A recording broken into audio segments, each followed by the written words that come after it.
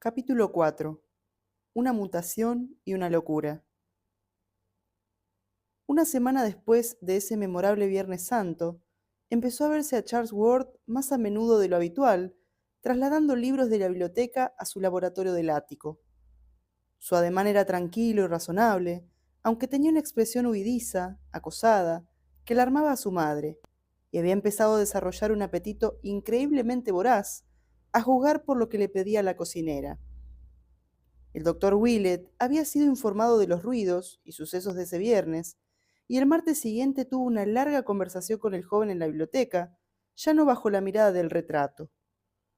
La entrevista, como todas, no aclaró nada, pero aún hoy Willett está dispuesto a jurar que en ese tiempo el joven se encontraba en su sano juicio y era dueño de sí.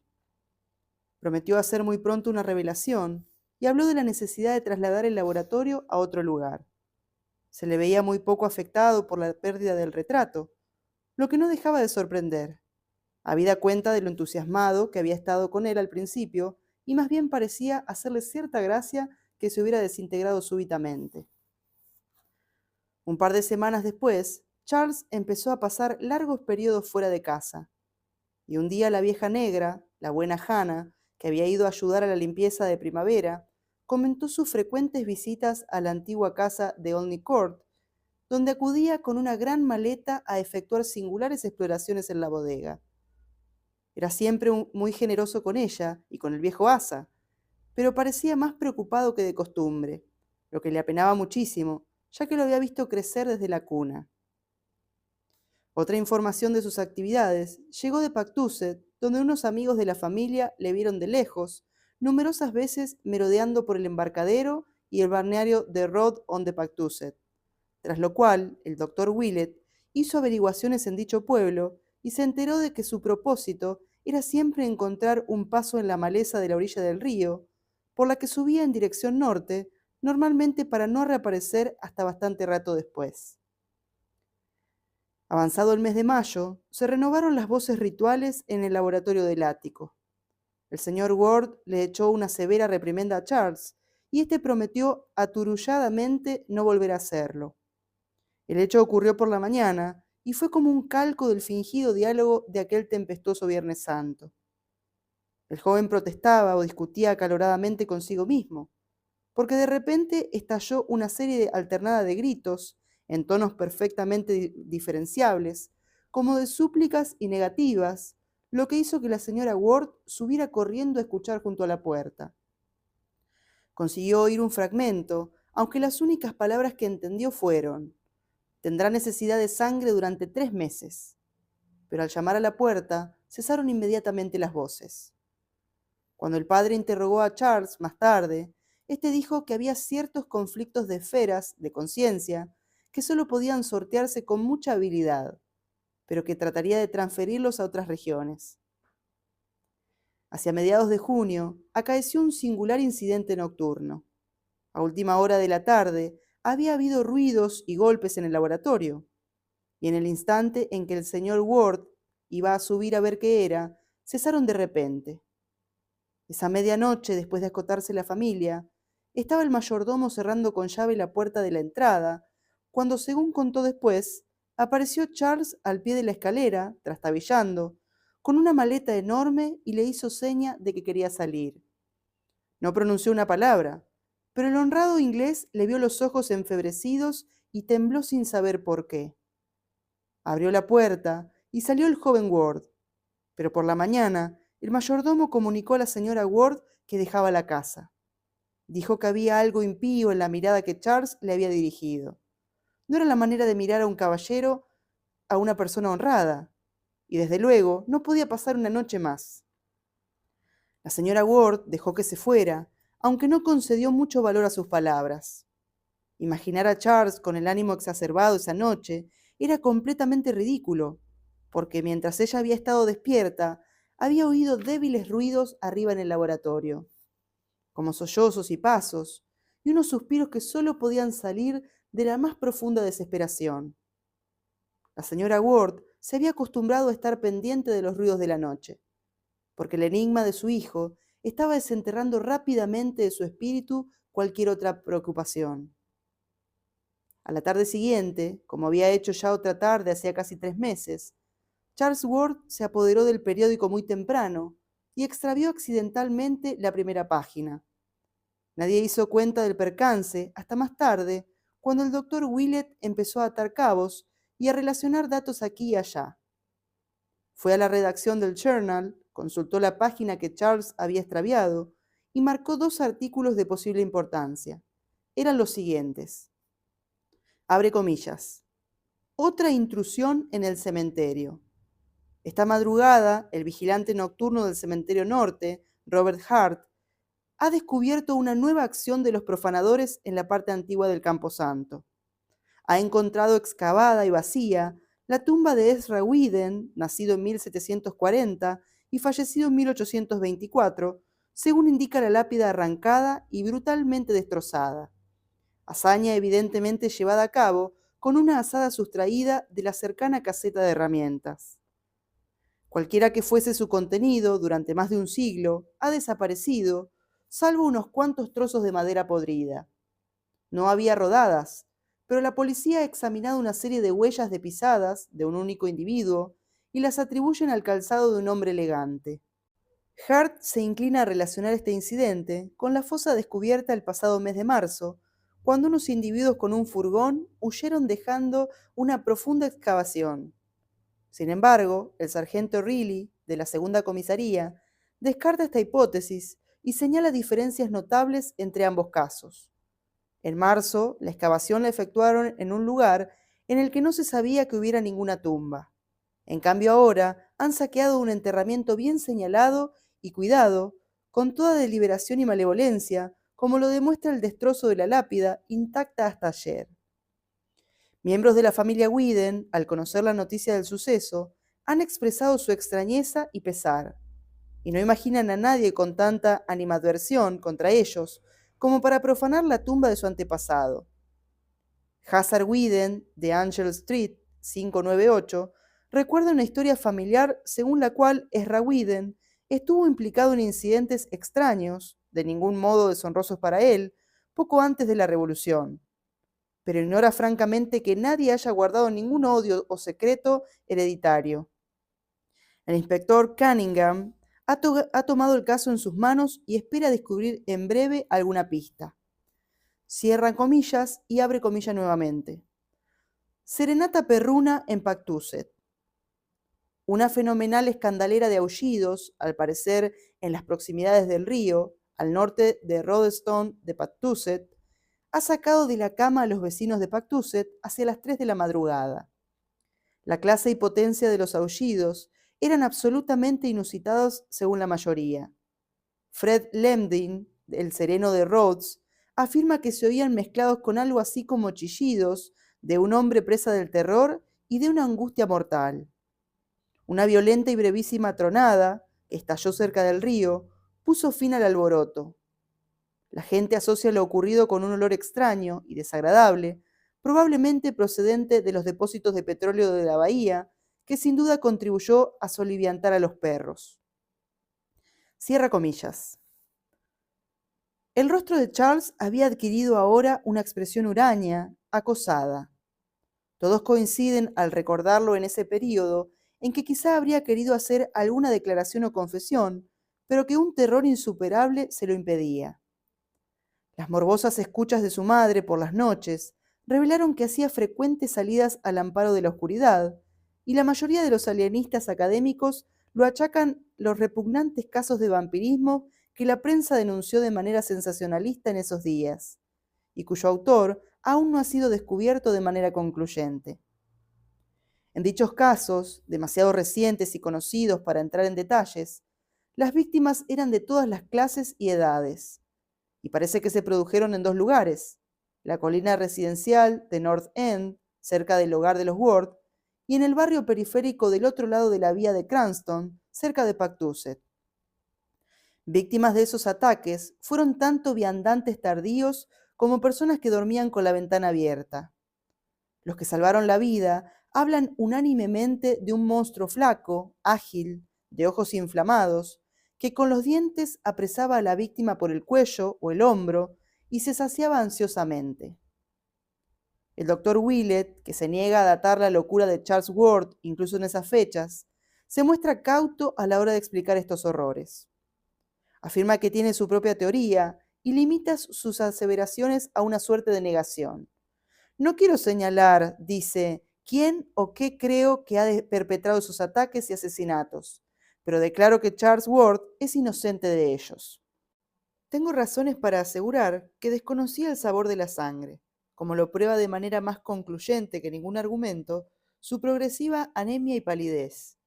Ward se había involucrado en cosas terribles y lo ha pagado, pero jamás fue un monstruo ni un malvado. Hoy por hoy no quiero aventurar ninguna hipótesis. Se operó un cambio en su persona y quiero creer que el primitivo Charles Ward murió en ese momento, o en todo caso su alma, porque esa carne demente que desapareció del hospital de Wade tenía otra. Willett habla con autoridad porque visitaba asiduamente el hogar de los Ward para atender a la señora Ward, cuyos nervios habían empezado a flaquear a causa de la tensión. Las noches en vela, escuchando, le habían inspirado morbosas alucinaciones que confiaba titubeante al doctor, y éste les quitaba importancia delante de ella, aunque cuando estaba solo le sumían en honda preocupación. Estos delirios se relacionaban siempre con los ruidos débiles que imaginaba oír en el laboratorio y el dormitorio del ático, y acentuaban los suspiros y sollozos sofocados que sonaban a horas inverosímiles. A primeros de julio, Willett prescribió a la señora Ward una estancia indefinida de recuperación en Atlantic City y aconsejó al señor Ward y al consumido y retraído Charles que solo le escribiesen cartas alentadoras. Y a esa estancia obligada y aceptada a regañadientes debe probablemente la señora Ward su vida y su cordura. No mucho después de que se marchara su madre, Charles Ward empezó a negociar la compra del bungalow de Pactuset. Era una construcción pequeña, sucia, de madera, con un garage de hormigón encaramada en el ribazo, poco más arriba de Rhodes, con muy pocas casas en la vecindad. Pero por alguna extraña razón no quería ningún otro. No dio tregua a las agencias inmobiliarias hasta que consiguieron sacárselo, a un precio exorbitante, al renuente propietario. Y en cuanto éste lo hubo desalojado, tomó posesión de él al amparo de la oscuridad, transportando en un gran furgón cerrado todo el contenido del laboratorio del ático, incluidos los libros antiguos y modernos que había escogido de su biblioteca. Mandó cargar el furgón antes del alba, y su padre solo recuerda haber oído en sueños, la noche en que se llevaron los muebles y demás, juramentos y pataleos sofocados. Después, Charles volvió a su habitación del tercer piso y no subió al ático nunca más. Charles transfirió el bungalow de Pactuset, la atmósfera de sigilo que había impuesto a sus dominios del ático, salvo que ahora tenía dos personas que compartían sus misterios. Un portugués mulato con cara de fascineroso, de la parte portuaria de South Main Street, que hacía las veces de criado, y un personaje delgado con unas gafas negras y una barba cerrada e incipiente, que parecía teñida, cuyo aspecto de intelectual evidenciaba que se trataba de un colega. Los vecinos intentaron en vano trabar conversación con estos dos individuos. Gómez, el mulato, hablaba poquísimo inglés. En cuanto al de la barba, que se dio a conocer como Dr. Allen, siguió su ejemplo. El propio Ward quiso mostrarse afable, aunque no hizo sino despertar curiosidad con sus peregrinas historias en torno a la investigación química. No tardaron en circular extrañas historias sobre luces que permanecían encendidas toda la noche. Y poco más tarde, cuando cesaron estas luces, corrieron rumores aún más extraños sobre las desproporcionadas cantidades de carne que les enviaba el carnicero, y sobre gritos, declamaciones y cánticos sofocados, y también alaridos que salían de la profunda bodega que el bungalow tenía debajo.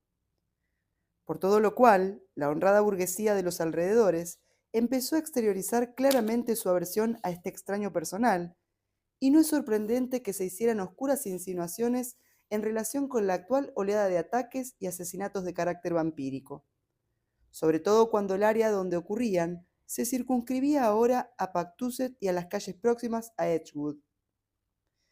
Ward pasaba casi todo su tiempo en el bungalow, aunque a veces regresaba a dormir a casa de su padre, donde aún se le consideraba residente. 2 veces se ausentó de la ciudad durante una semana, aunque no se supo a dónde viajó. Cada vez estaba más pálido y delgado, y había perdido algo de su antigua firmeza cuando repetía al doctor Willett su ya gastada historia sobre investigaciones vitales y sus futuras revelaciones. Willett le escrutaba a menudo en casa de su padre, porque el señor Ward estaba hondamente preocupado y desorientado, y quería que se le vigilase hasta donde fuera posible, tratándose de una persona adulta, reservada e independiente. El doctor no se cansa de repetir que el joven estaba lúcido en esas fechas, y aduce en apoyo de tal convicción las múltiples conversaciones que sostuvo con él. En el mes de septiembre decayó el vampirismo, pero al enero siguiente, Ward casi se vio envuelto en un grave asunto. Hacía algún tiempo que la gente no paraba de hablar sobre las idas y venidas de camiones al bungalow de Pactuset, y en esta coyuntura, un lance inopinado puso al descubierto la naturaleza de al menos una parte de la carga.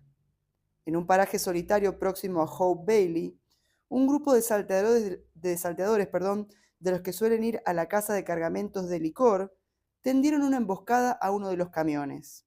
Pero esta vez, los ladrones estaban destinados a sufrir un buen sobresalto, porque las cajas largas que se llevaron contenían algo realmente horrible, tan horrible, en realidad, que no pudieron mantenerlo en secreto entre la gente de los bajos fondos. Los ladrones se apresuraron a enterrar lo robado, pero cuando la policía estatal se enteró de lo ocurrido, puso en marcha una meticulosa investigación. Un vagabundo recién detenido, tras prometérsele que no sería acusado de ningún delito adicional, accedió finalmente a guiar al lugar a una patrulla. Y allí, en aquel hoyo apresuradamente excavado, descubrieron algo impúdico. Sería faltar al sentido del decoro nacional, e incluso internacional, explicitar aquí lo descubierto por la sobrecogida patrulla. No había posibilidad de equivocarse, ni siquiera personas alejadas de los libros como estos agentes, y enviaron con febril rapidez telegramas a Washington. Las cajas iban consignadas a Charles Ward, a su bungalow de Pactuset, así que la Policía Federal y la Estatal le hicieron inmediatamente una muy grave visita. Lo hallaron pálido y preocupado, con sus dos extraños compañeros, y recibieron de él lo que parecía una explicación plausible y una prueba de su inocencia. Había necesitado ciertos ejemplares anatómicos como parte de un programa de investigación cuya seriedad y autenticidad podría confirmar cualquiera que le conociese en los últimos 10 años. Y había solicitado un pedido de ejemplares, de la clase y número necesarios, a las agencias que creía autorizadas para tales transacciones. Sobre la naturaleza de dichos ejemplares no sabía absolutamente nada, y se mostró convincentemente asustado cuando los inspectores le comentaron el monstruoso efecto que este asunto podía tener en la sensibilidad de la gente y en la dignidad nacional. Su declaración fue firmemente apoyada por su barbado colega, el doctor Allen, cuya voz cavernosa transmitió más convicción que las nerviosas explicaciones de Ward. De manera que al final los agentes no adoptaron ninguna medida, aunque tomaron buena nota del nombre y dirección en Nueva York de la empresa que Ward le facilitó para efectuar una investigación que al final no condujo a nada.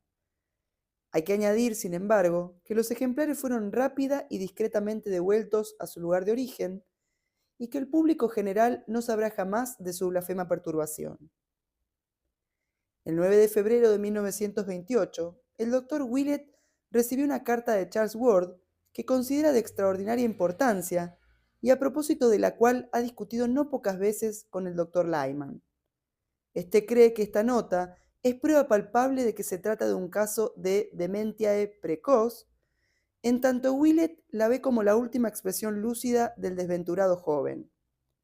Y llama especialmente la atención sobre los rasgos normales de la letra, que aunque revela cierto nerviosismo, es claramente la suya de siempre. El texto entero dice así, abre comillas, 100 Prospect St. Providence, R.I., 8 de febrero de 1928. Estimado doctor Willett, creo que al fin ha llegado el momento de hacerle las revelaciones que le prometí hace tiempo y que tantas veces me ha pedido usted. La paciencia de que ha hecho gala con esta espera y la confianza que ha demostrado en mi lucidez e integridad son gestos que jamás dejaré de agradecerle. Y ahora que me dispongo a hablar, debo reconocer con humildad que nunca será mío el triunfo con el que había soñado.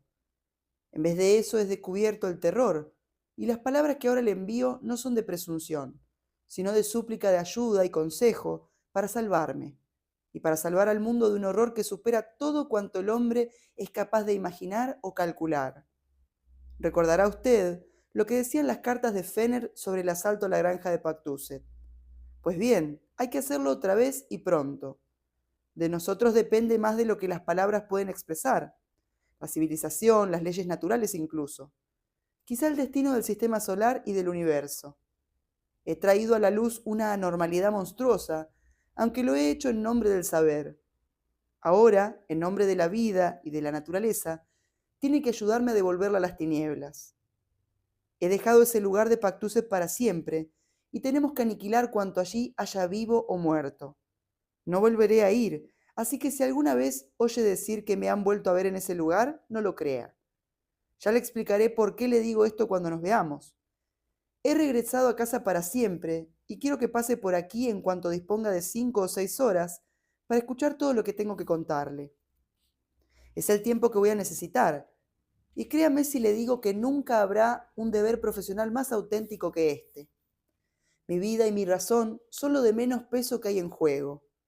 No me atrevo a confiárselo a mi padre, porque no lo comprendería, pero le he hablado del peligro que corro y he puesto 4 vigilantes de una agencia de detectives a guardar la casa. No sé qué van a poder hacer, porque tienen enfrente fuerzas que ni usted mismo podrá admitir. Así que no tarde en venir si quiere verme vivo, y saber cuándo puede ayudarme a salvar el cosmos de su destrucción. No le importe la hora, no voy a salir de casa.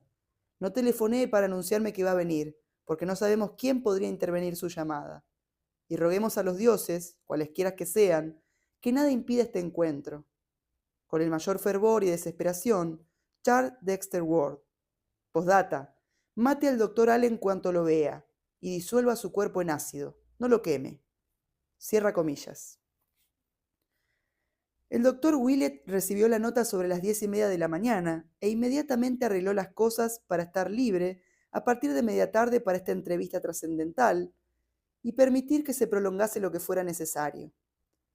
Decidió ir a las 4, y hasta que llegó esa hora, estuvo tan embebido en especulaciones que atendía a su trabajo de manera maquinal. Aunque para un extraño la carta podía parecer de un psicópata, Willett había visto demasiadas rarezas de Charles Ward para despacharla como un simple delirio. Estaba convencido de que había algo sutil, antiguo y horrible entre líneas, y casi comprendía la alusión al doctor Allen, dadas las cosas que se decían en Pactuset sobre el enigmático colega de Ward. Willett no había visto aún a este hombre, pero había oído hablar mucho de su aspecto y demás, y no podía por menos de preguntarse qué ojos ocultaban esas comentadas gafas negras. El doctor Willett se presentó en la residencia de los Ward a las 4 en punto, pero para contrariedad suya, se encontró con que Charles había faltado su palabra de no salir. Estaban los vigilantes, pero le dijeron que por lo visto el joven había perdido parte de su timidez.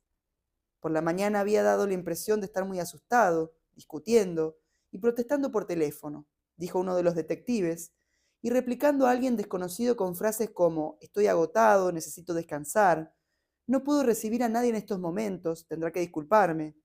Por favor, aplace una acción decisiva hasta que podamos ponernos de acuerdo. Oh, lo siento mucho, pero necesito no pensar en nada ahora. Ya hablaré con usted más adelante. Después, a lo que se veía, había recobrado el valor y se había escabullido tan sigilosamente que nadie lo había visto salir, y hacia la 1 había regresado, entrando sin decir una palabra. Había subido, y allí sin duda el pánico se había vuelto a apoderar de él, porque nada más entrar en la biblioteca, le oyeron proferir unos gritos aterradores, que a continuación se apagaron en una especie de jadeo asfixiado. Sin embargo, cuando el mayordomo fue a preguntarle si ocurría algo, apareció en la puerta con gran decisión y le mandó que se fuera con un gesto que le asustó. Seguidamente, se había puesto a arreglar estanterías, porque se oyeron golpes, tableteos y crujidos, después de lo cual reapareció y volvió a marcharse inmediatamente. Willett preguntó si había dejado algún mensaje para él, pero le dijeron que no. El mayordomo había notado algo en el ademán y el aspecto de Charles que le preocupaba, y preguntó con ansiedad al doctor si había esperanza de curación para sus nervios trastornados. El doctor Willett estuvo casi 2 horas en la biblioteca, esperando en vano a que regresara Charles Ward, mirando las estanterías polvorientas con los grandes huecos que habían dejado los libros retirados, y sonriendo torvamente ante el sobremanto de la pared norte, donde el año anterior el semblante suave del viejo Joseph Corwen miraba con benevolencia desde lo alto. Al cabo de un rato empezó a hacerse notar la oscuridad, y la alegría del crepúsculo fue cediendo terreno al vago y creciente terror que flotaba como una sombra anunciadora de la noche. Finalmente llegó el señor Ward y manifestó gran sorpresa e irritación al enterarse de la ausencia de su hijo, después de todas las molestias que se había tomado para protegerlo. No sabía nada de la cita de Charles y prometió avisar a Willett cuando regresara. Al despedirse, expresó al doctor su completa perplejidad por el estado de su hijo y le pidió que hiciera todo lo posible para devolverle el equilibrio. Willett se alegró de abandonar esa biblioteca, en la que parecía reinar algo espantoso e impío, como si el desaparecido retrato hubiese dejado tras de sí un legado de malignidad. Nunca le había agradado el cuadro, incluso ahora, aunque era hombre de nervios templados, le llegaba del panel vacío un influjo que le hacía sentir la necesidad de salir al aire libre cuanto antes.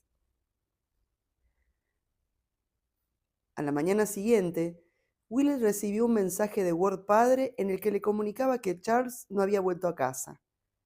El señor Ward comentaba que le había telefoneado al doctor Allen para decirle que Charles seguiría en Pactuset algún tiempo y que no debía ser molestado. No tenía más remedio que ser así, porque él mismo había sido reclamado en otro lugar y estaría ausente una temporada, de manera que debía dejar las investigaciones bajo la exclusiva vigilancia de Charles. Este le mandaba saludos y sentía el trastorno que su brusco cambio de planes podía causar. Con este mensaje, el señor Ward escuchaba por primera vez la voz del doctor Allen, que le removió en la memoria un vago recuerdo que no consiguió precisar, pero que le inquietó sobremanera.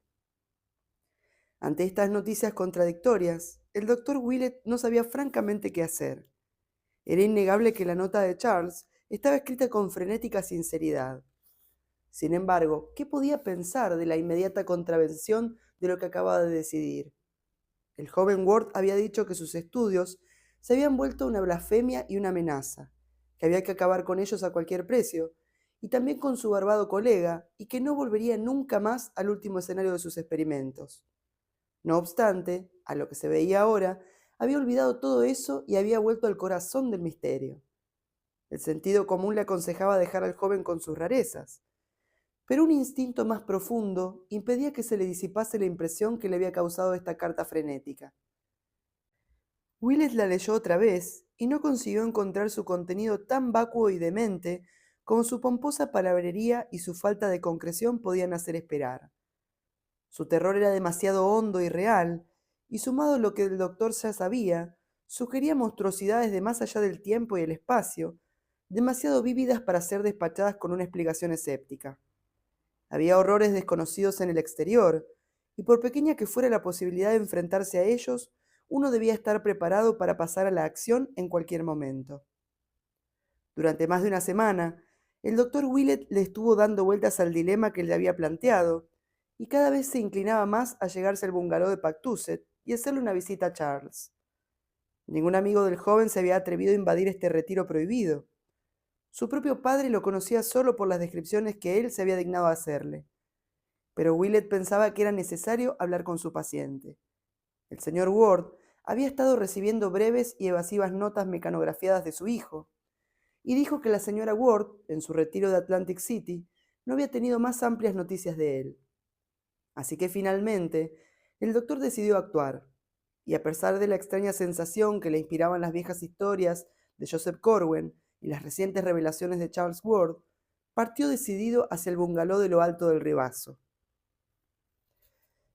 Willett había visitado anteriormente el lugar por pura curiosidad, aunque por supuesto no había llegado a entrar en la casa ni se había dejado ver. De ahí que supiera exactamente el camino. Conduciendo su pequeño automóvil por Broad Street, una tarde de finales de febrero, pensó en la hosca partida de hombres que había tomado este mismo camino 157 años antes, decididos a llevar a cabo una terrible misión que nadie había logrado comprender. El recorrido por las afueras ruinosas de la ciudad fue corto, y enseguida se abrieron ante él el elegante Edgewood y soñoliento Pactuset. Willett torció a la derecha por Lockwood Street y condujo el coche por ese camino rural hasta donde le fue posible. A continuación se bajó del automóvil y siguió a pie en dirección norte hasta donde se alzaba el ribazo sobre los encantadores meandros del río y al otro lado el despliegue de colinas brumosas. Había pocas casas aquí y no tuvo dificultad en localizar en una eminencia, a la izquierda, el bungalow con su garage de hormigón. Apretó el paso por un abandonado sendero de grava, llamó a la puerta con puño firme y habló sin un temblor de voz al portugués que abrió el ancho de una rendija. Necesitaba ver a Charles Ward inmediatamente, dijo, por un asunto de vital importancia. No aceptaría ninguna excusa, y si se negaba, informaría del asunto a su padre. El mulato, indeciso, empujó la puerta cuando Willett intentó abrirla, pero el doctor alzó la voz y repitió su petición. Entonces brotó del interior un susurro ronco que heló al doctor hasta la médula, porque no sabía exactamente por qué. Déjale entrar, Tony, dijo. Lo mismo da hablar ahora que más tarde. Pero aunque el susurro era turbador, aún le sobrecogió más lo que siguió. El suelo crujió al avanzar y hacerse visible quien había hablado. Y Willett descubrió que el dueño de esa voz extraña y resonante no era otro que Charles Dexter Ward.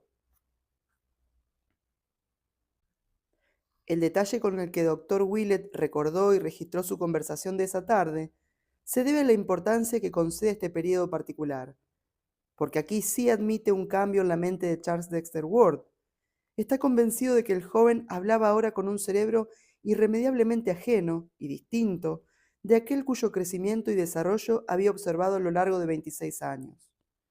La polémica con el doctor Lyman le ha obligado a ser muy preciso, de manera que data categóricamente el inicio de la locura de Charles Ward en el tiempo en que empezó a recurrir a las notas mecanografiadas para comunicarse con sus padres. Notas que no están redactadas en el estilo normal de Ward, ni siquiera en el estilo de esa última carta frenética que mandó a Willett. Lejos de eso, son extrañas y arcaicas, como si el deterioro de la mente de su autor hubiese liberado una riada de tendencias e impresiones inconscientemente adquiridas en su etapa adolescente de apasionamiento por lo antiguo. Hay en ello un esfuerzo evidente por mostrarse moderno, pero el espíritu y a veces el lenguaje son inequívocamente del pasado. El pasado, además, se hizo evidente en cada palabra y gesto de Ward cuando recibió al doctor en ese sombrío bungalow. Saludó con un movimiento de cabeza, invitó a sentarse a Willett con un gesto, y empezó a hablar en un extraño susurro que trató de explicar desde el principio mismo. He contraído la tisis, empezó, a causa del aire de este condenado río. Le ruego me excuse la voz. Supongo que viene a interesarse por mi salud de parte de mi padre, y espero que no le diga nada que pueda alarmarle. Willett escuchaba con extrema atención el tono rasposo de esta voz, pero estudiaba con más atención aún el rostro del que hablaba.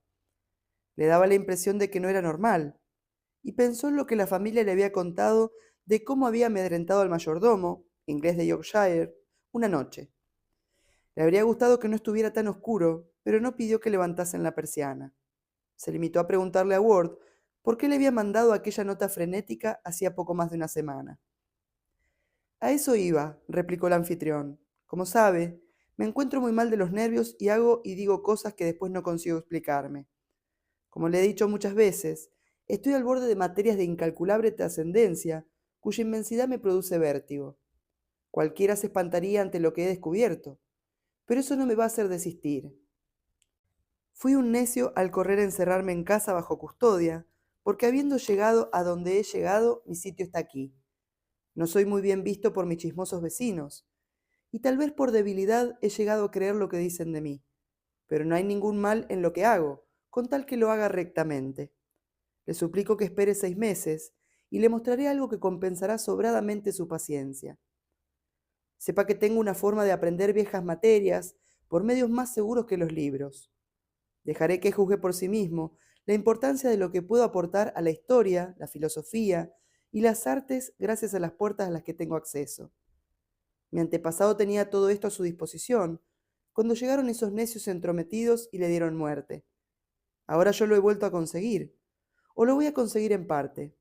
Esta vez no ocurrirá nada, y menos aún por estúpidos temores personales. Así que le ruego que olvide lo que he escrito y que deseche cualquier temor a esta casa y a cuanto hay en ella.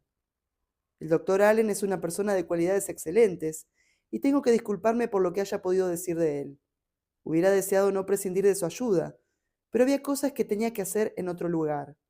Su celo es tan grande como el mío en esta empresa, y creo que cuando yo temía por mi trabajo, temía también por él como mi más grande colaborador. Cayó Ward, y el doctor no supo qué decir ni qué pensar. Se sentía casi estúpido frente a ese sosegado repudio de la carta.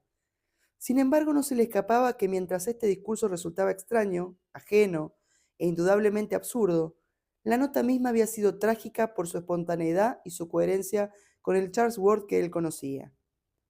Willett intentó ahora encauzar la conversación hacia cosas pasadas y recordarle anécdotas de otro tiempo a fin de restablecer un clima familiar. Pero este intento solo consiguió un resultado de lo más grotesco. Lo mismo le sucedió más tarde a los alienistas. Importantes contenidos de su conciencia, sobre todo referentes a etapas relativamente recientes de su vida, se le habían borrado de manera inexplicable, mientras que conocimientos sobre cuestiones antiguas que había ido acumulando en su adolescencia le emergían, del subconsciente para sepultar lo contemporáneo e individual. Era anormal el íntimo conocimiento que el joven poseía de cuestiones del pasado y hacía lo posible por ocultarlo. Cada vez que Willett le recordaba algún antiguo tema estudiado por él en su adolescencia, con especial predilección, Ward lo desmenuzaba de manera rutinaria con una cercanía inconcebible en una criatura mortal, y el doctor se estremecía ante las insinuaciones que se le escapaban. No era natural que supiera cómo se le cayó la peluca al gobernador al inclinarse, en la función representada en la Academia Teatral Douglas de King Street, el 11 de febrero de 1762, que había sido jueves, o cómo los actores abreviaron de tal manera el texto de Steele, Los amantes conscientes, que casi fue una alegría que el consejo, infestado de baptistas, clausurase la sala 2 semanas después.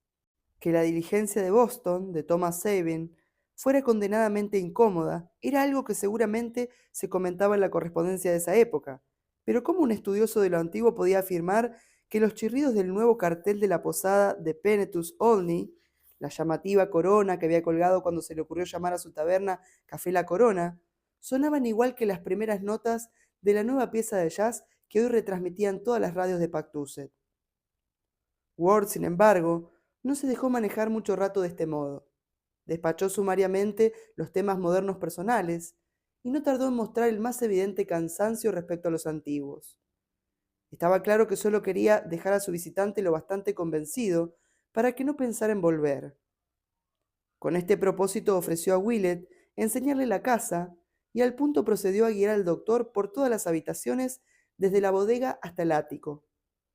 Willett, que se fue fijando en todo, notó que los libros que había a la vista eran demasiado pocos y triviales para haber ocupado los anchos huecos de las estanterías que Ward había dejado en casa de sus padres, y que el pretendido laboratorio era un mero simulacro. Estaba claro que ocultaba una biblioteca y un laboratorio en otro lugar, aunque no sabía dónde. Frustrado en su búsqueda de algo que no lograba determinar, Willett regresó a la ciudad antes del anochecer y le contó al señor Ward lo ocurrido. Llegaron a la conclusión de que el joven había perdido el juicio, pero acordaron no adoptar por el momento ninguna medida radical. Sobre todo, debían mantener a la señora Ward lo más al margen que permitieran las extrañas notas mecanografiadas que su hijo le mandaba. El señor Ward decidió ir ahora, él también, a ver a su hijo pero sin avisarle. El doctor Willett le llevó una tarde en su automóvil, le guió hasta que divisaron el bungalow y esperó pacientemente que regresara. La entrevista fue larga y el padre salió muy apenado, a la vez que perplejo. Tuvo una acogida muy parecida a la de Willett, salvo que Charles tardó un rato excesivamente largo en aparecer, después de que su visitante consiguiese llegar al vestíbulo y mandase el portugués con una petición perentoria. Y no percibió en la actitud cambiada del hijo el menor atisbo de cariño filial. Las luces estuvieron todo el tiempo muy bajas, y aún así el joven se quejó de que le molestaban. No alzó la voz en ningún momento y explicó que le dolía la garganta, pero había en un susurro áspero una calidad tan inquietante que el señor Ward no la pudo apartar de su cabeza. Decididamente concertados para hacer cuanto estuviese a su alcance para la salvación psíquica del joven, el señor Ward y el doctor Willett se dedicaron ahora a reunir todos los datos que tuvieran relación con el caso. Primero se ocuparon de los rumores que corrían en Pactuset, lo que no les costó mucho, dado que los dos tenían amigos en ese área. El doctor Willett fue el que recogió mayor número de historias, porque la gente tendía a hablar con más franqueza con él que con el padre del principal implicado. Y de todo lo que oyó, pudo extraer que la vida del joven Ward se había vuelto verdaderamente extraña. Las malas lenguas decían que sin duda había alguna relación entre el vampirismo del verano anterior y las personas de su casa, mientras que las idas y venidas nocturnas de camiones habían dado pie a tenebrosas especulaciones. Los tenderos del pueblo hablaban de las extrañas listas de pedidos que les llevaba el osco mulato y sobre todo de las exageradas cantidades de carne y sangre fresca que adquirían las carnicerías de la inmediata vecindad. Para una casa en la que solo vivían tres, semejantes cantidades eran realmente exageradas. Después estaban los ruidos de debajo de la tierra. Recoger información sobre eso resultó más difícil, pero todas las alusiones al asunto en cuestión coincidían en ciertos elementos básicos. Sonaban voces marcadamente rituales y se oían a horas en que el bungalow estaba a oscuras. Naturalmente, podían salir de la conocida bodega, pero corrían insistentes rumores de que había criptas más profundas y extensas. Recordando las antiguas historias sobre las catacumbas de Joseph Corwen, y dando por supuesto que había escogido el actual bungalow porque se alzaba sobre el viejo solar de Corwen, como se escribió en uno de los documentos hallado detrás del cuadro, Willett y el señor Ward dedicaron especial atención a esta parte de la investigación y buscaron multitud de veces sin éxito la puerta del ribazo que mencionaban los manuscritos. En cuanto al sentir de la gente sobre los moradores del bungalow, pronto quedó claro que odiaba al mulato portugués, temía al barbado doctor Allen y detestaba al pálido y estudioso joven. Durante la última semana o dos, Ward había cambiado mucho. Había dejado de esforzarse en parecer afable y hablaba en un susurro áspero y especialmente repugnante las pocas veces que decidía hacerlo. Estos eran los trozos y fragmentos recogidos aquí y allá, sobre los que el señor Ward y el doctor Willett celebraban largas y graves conferencias. Se esforzaban en ejercitar al máximo la deducción, la inducción y la imaginación constructiva, y en relacionar todos los hechos conocidos de la última etapa de la vida de Charles, incluida la carta frenética que el doctor enseñó ahora al padre, con los escasos datos documentales disponibles sobre el viejo Joseph Corwen.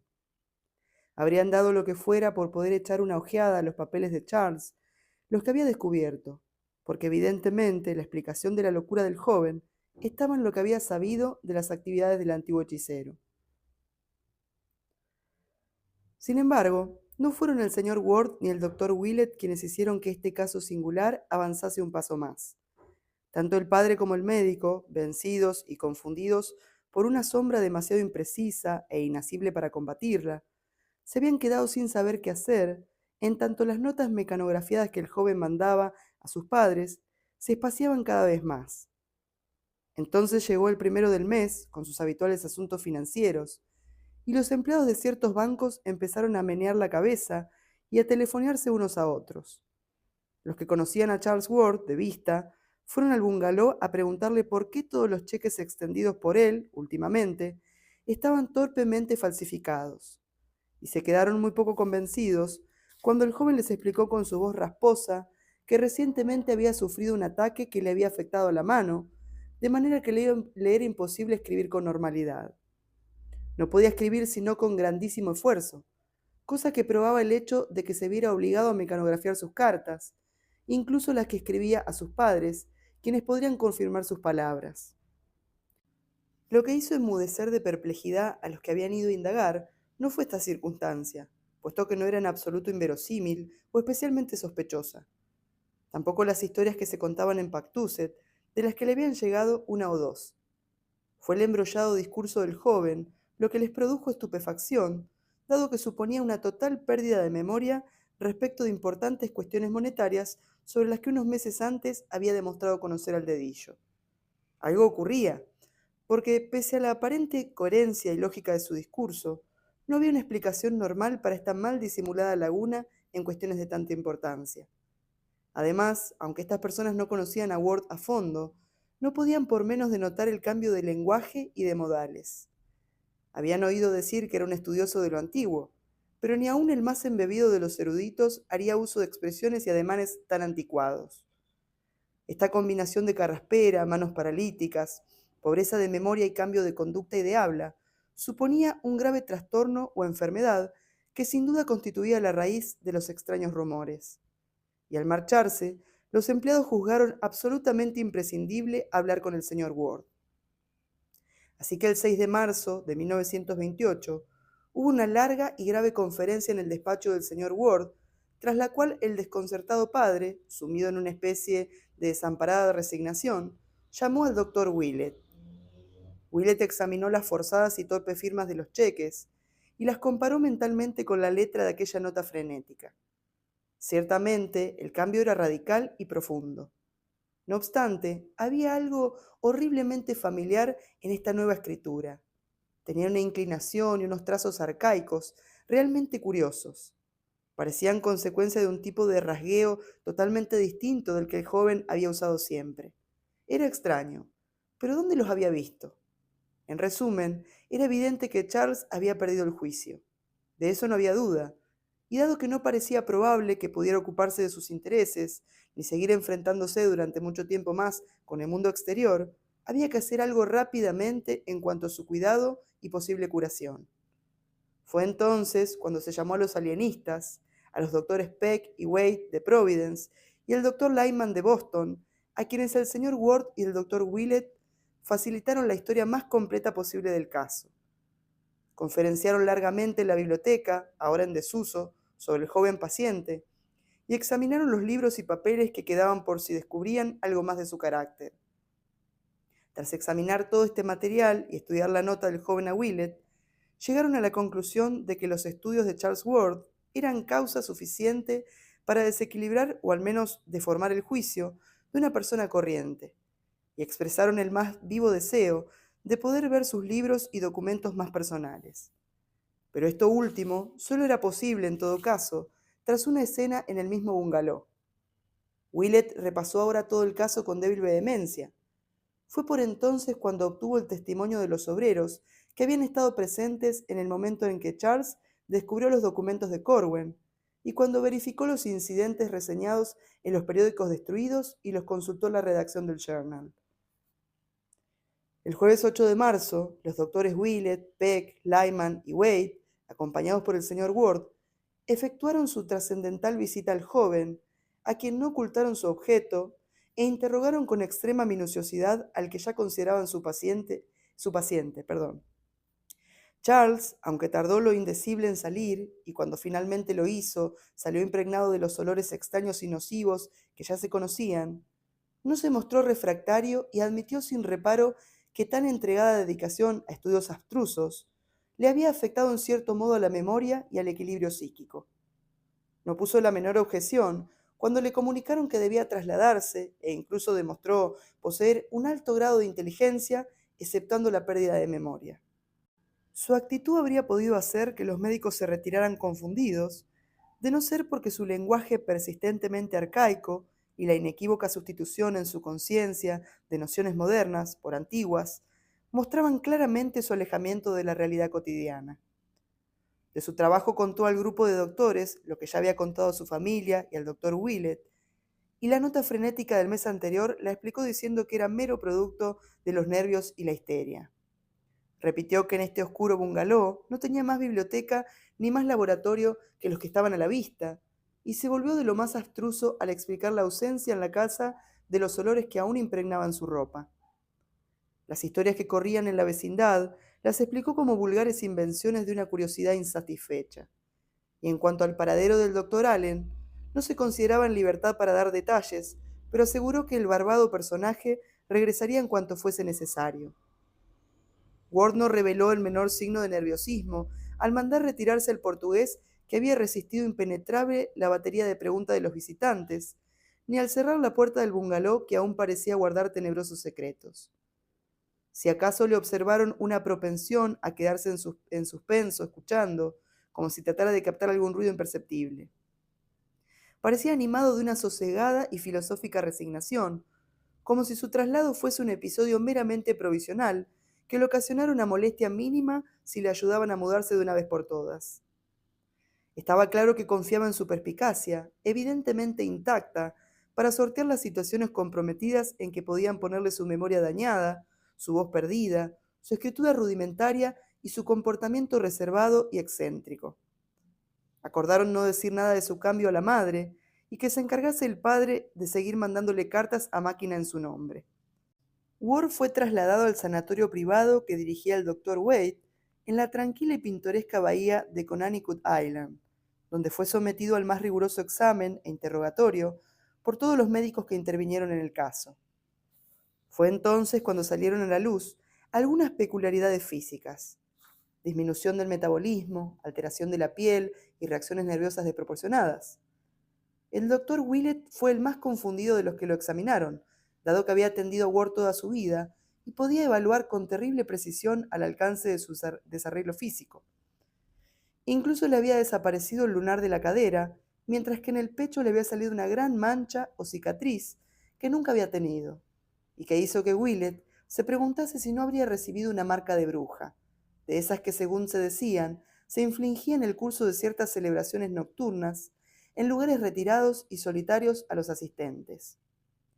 El doctor no pudo por menos de recordar la transcripción de un juicio de brujería celebrado en Salem, que Charles le había enseñado antes de adoptar su conocido hermetismo, y que decía: el señor G. B. dicha noche puso la marca del demonio a Bridget S., Jonathan A., Simón O., Deliverance W., Joseph C., Susan P., Mehitable C. y Deborah B. También le inquietaba terriblemente el rostro de Ward, hasta que de repente descubrió por qué. Encima del ojo derecho tenía algo que nunca le había visto: una pequeña cicatriz u hoyo, exactamente igual que el que había observado en el desaparecido retrato del viejo Joseph Corwin, y que testimoniaba, quizá, alguna horrenda inoculación ritual a la que se habrían sometido los dos en determinado estadio de sus iniciaciones ocultistas. Mientras personalmente Ward tenía desorientados a los doctores del sanatorio, el señor Ward había mandado interceptar todo el correo que llegara a su nombre o al del doctor Allen y remitirlo al hogar de la familia. Willett predijo que sacaría muy poco en claro, ya que para cualquier comunicación importante se valdrían de algún mensajero. Pero en la segunda mitad de marzo llegó una carta de Praga para el doctor Allen que dio mucho que pensar tanto al padre como al doctor. Aunque se notaba claramente que no le había escrito un extranjero, se trataba de un inglés casi igual de arcaico que el utilizado por el joven Ward. Decía, abre comillas, al señor J. C. de Providence, Kleinstrasse 11, Alstad, Praga, a 11 de febrero de 1928. Hermano de Almucín Metratón, recibo este día nuevas de vuestra merced acerca de lo levantado con las sales que le envié. Ha sido un yerro, lo que meridianamente significa que las lápidas fueron cambiadas antes que Barnabás me procurase el ejemplar. No es raro que tales cosas acontezcan, como ya sabe vuestra merced por lo que obtuvo del cementerio de King's Chapel en 1769 y también H. del viejo camposanto de la Punta en 1690, lo cual a pique estuvo de acabar con él. Eso mismo obtuve yo en Egipto 75 años A, de lo que me vino la cicatriz que el muchacho me descubrió aquí en 1924. No llame a nadie, como le aconsejé hace ya tiempo, a quien no pueda reducir, ya sea de sales de muertos o de más allá de los orbes. Tenga prestas en todo momento las palabras del conjuro, y deténgase, si no tiene seguridad, o abrigue duda de a quién hace venir. 9 de cada 10 cementerios tienen en el presente día las lápidas cambiadas, con lo que no tendrá seguridad hasta que empiece a preguntar. Este día he recibido nuevas de H., el cual ha tenido dificultad con las guardias. Lamenta que Transilvania haya pasado de Hungría a Rumania, y que de buen grado cambiaría de morada, si no tuviese el castillo tan lleno de lo que vuestra merced y yo sabemos. Pero de todo esto ya le habrá informado. En mi próximo recado le llegará algo de un túmulo del oriente muy de su grado. Entretanto, ruégole no olvide mi gran deseo de disponer de EBF si me lo puede conseguir. Conoce a G de Filadelfia mejor que yo. Levántelo vuestra merced primero, si le place, pero no lo usa al extremo de ponerlo dificultoso, ya que después debo hablar yo con él. Joc sotot neblot sin. Simonó. El señor Ward y el doctor Willett se quedaron anonadados ante esta evidente prueba de absoluta enajenación. Solo gradualmente fueron discerniendo lo que parecía significar. Así que el ausente doctor Allen y no Charles Ward había sido en definitiva el alma rectora de Pactuset. Eso explicaba sin duda la arrebatada llamada y condena que el joven expresaba en su última y frenética nota. ¿Y qué significaba que al señor J.C. del encabezamiento de la carta? No podía inferirse más que una cosa, pero incluso las posibilidades de lo monstruoso tienen sus límites. ¿Quién era Simonó? ¿El anciano al que Ward había visitado en Praga hacía 4 años?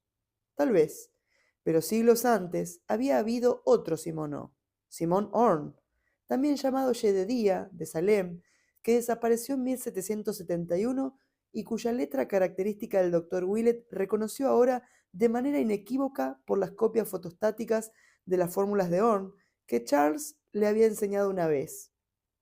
Qué horrores y misterios, qué contradicciones y transgresiones de la naturaleza habían vuelto a infestar, al cabo de siglo y medio, la vieja Providence. El padre y el viejo médico, sin saber exactamente qué hacer o pensar, fueron a ver a Charles al sanatorio y le interrogaron con todo el tacto que fueron capaces sobre el doctor Allen, sobre su visita de Praga, sobre lo que había aprendido de Simón o Jedediah Horn y sobre Salem. El joven se mostró cortésmente evasivo frente a todas estas preguntas, limitándose a susurrar con voz rasposa que había descubierto que el doctor Allen poseía un don especial para entrar en relación espiritual con ciertas almas del pasado, y que quienquiera que fuese el corresponsal en Praga del barbado personaje, sin duda poseía ese mismo don. Cuando se fueron, el señor Ward y el doctor Willett se dieron cuenta con disgusto de que habían sido ellos los interrogados, y que sin haberles dicho nada importante, el confinado joven les había sacado el contenido entero de la carta de Praga. Los doctores Peck, Waite y Lyman no estaban dispuestos a conceder mucha importancia a la extraña correspondencia del compañero del joven Ward, porque sabían la propensión a asociarse de los que comparten excentricidades y manías, y creían que lo único que había pasado era que Charles o Allen habían dado con un colega expatriado, quizá alguien que había visto la escritura de Horn, y la copiaba en un intento de fingirse la reencarnación del desaparecido personaje. El propio Allen era un caso similar. Quizá había llegado a convencer al joven de que era un avatar del desaparecido Corwen. Se habían dado ya casos así. Y con este argumento, los tercos doctores desecharon la creciente inquietud de Willett respecto a la actual escritura de Charles Ward, que él había estudiado en impremeditadas muestras obtenidas con diversas argucias. Willett creía haber identificado al fin el parecido. Le recordaba la del viejo Joseph Corwen. Sin embargo, esto los otros médicos lo consideraron una mera fase imitativa, previsible en una manía de este tipo, así que no le atribuyeron ningún valor favorable ni desfavorable. Ante la prosaica actitud de sus colegas, Willett aconsejó al señor Ward que se guardase la carta dirigida al doctor Allen, que le llegó de Racus, Transilvania, el 2 de abril, escrita con una letra enormemente parecida a la cifrada de Hutchinson, y cuyo sello el padre y el médico estuvieron dudando en romper. Decía lo siguiente, abre comillas, al señor J. Corwen, Providence, Castillo de Ferenczi, a 7 de marzo de 1928. Querido C., un tropel de 20 hombres armados ha venido a indagar sobre lo que dicen los campesinos. Habrá que bajar más hondo a fin de que oigan menos. Estos rumanos me causan extremo enojo por lo entrometidos y recelosos que son, cuando podrían comprar una magia por una escudilla y un vaso. El mes pasado M me procuró el sarcófago de las 5 esfinges de la Acrópolis, donde el que yo había llamado dijo que estaría, y he tenido 3 conversaciones con el que estaba en él. Irá inmediatamente a S.O. de Praga y de allí a vuestra merced. Es obstinado, pero vuestra merced ya conoce el medio de ablandar a éstos. Da prueba a vuestra merced de gran prudencia en eso de tener menos números que antes. porque no es menester conservar guardianes en forma y comiendo insaciablemente, ya que podrían ser descubiertos en cualquier trance, como vuestra merced bien sabe. Ahora puede vuestra merced mudarse y trabajar en otro lugar sin ningún estorbo para matarlos si hubiera necesidad, aunque espero que ninguno de ellos obligue a vuestra merced a tan enojoso expediente. Me alegra que no trafique tanto con los del exterior, ya que en eso se corre siempre un peligro mortal. Y vuestra merced sabe lo que pasó cuando vuestra merced pidió protección a uno que no tenía inclinación de darla. Vuestra merced me aventaja en eso de tener fórmulas que puedan servir en éxito a otro, pero Borelus ya imaginó que sería así si uno daba con las justas palabras. ¿Las usa el muchacho a menudo? Siento mucho que se haya vuelto medroso, como ya recelé cuando lo tuve aquí hace 15 meses. Pero me semeja que vuestra merced sabe cómo manejar el caso. No le puede reducir con la fórmula, pues ésta solamente tiene efecto en los levantados de las sales con las otras fórmulas. Pero vuestra merced tiene aún las manos fuertes y cuchillo, y no es mucho trabajo hacer un hoyo o quemarlo con ácido. O dice que vuestra merced ha prometido facilitarle a BF. Después me placería tenerlo yo. Pronto le llegará B, y puede ser que facilite lo que desea de eso oscuro que se halló debajo de Memphis. Sea precavido con lo que llama y use discreción con el muchacho. En un año habrá alcanzado madurez para levantar legiones de los mundos inferiores, y entonces no habrá detención para las que deberían ser nuestras. Tenga confianza en lo que digo, pues como sabe, hoy y yo llevamos 150 años más que vuestra merced estudiando estas materias. Nefren K. Naihadot, EDW, H. Cierra comillas. Willett y el señor Ward se abstuvieron de enseñar esta carta a los alienistas, pero no de actuar por su cuenta.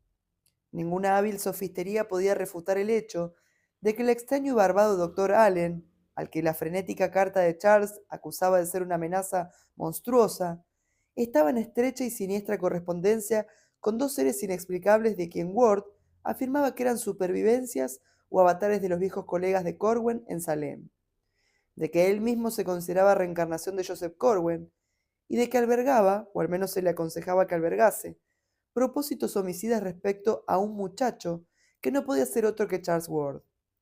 Había un horror organizado, y fuera quien fuese el que lo había puesto en marcha, el ausente Allen estaba detrás de todo. Así que agradeciendo al cielo que Charles estuviera ahora a salvo en el sanatorio, el señor Ward contrató detectives para que hiciesen averiguaciones sobre el enigmático y barbado doctor, descubriesen de dónde procedía, qué se sabía de él en Pactuset y, a ser posible, averiguasen dónde estaba ahora. Facilitó a estos hombres una de las llaves del bungalow que Charles le había dejado y le pidió que inspeccionasen la habitación vacía de Allen, identificada cuando recogieron las pertenencias del paciente, y procurasen extraer cuantos datos pudiesen de lo que allí quedara. Habló con los detectives en la vieja biblioteca de su hijo, y éstos, cuando salieron al fin, se sintieron no poco aliviados, porque en la estancia parecía flotar una vaga atmósfera de maldad. Quizá era lo que habían oído contar del viejo e infame brujo, cuyo retrato había estado en otro tiempo presidiendo desde la tabla del sobremanto de la falsa chimenea. O quizá era algo distinto y no tenía que ver, pero el caso es que medio percibieron un miasma intangible que se concentraba en ese vestigio de una vieja morada y que a veces casi alcanzaba la intensidad de una emanación material. Bueno, así termina el capítulo 4, espero que lo hayan disfrutado. Pido disculpas si se escucha medio rara la voz, es que estoy bastante mal de la garganta, pero bueno, aún así quería acercarles este capítulo, así que los leo en comentarios, les mando un abrazo y bueno, el próximo capítulo es el último, así que ya me dirán ustedes si lo quieren pronto o si pueden esperar un poquito más.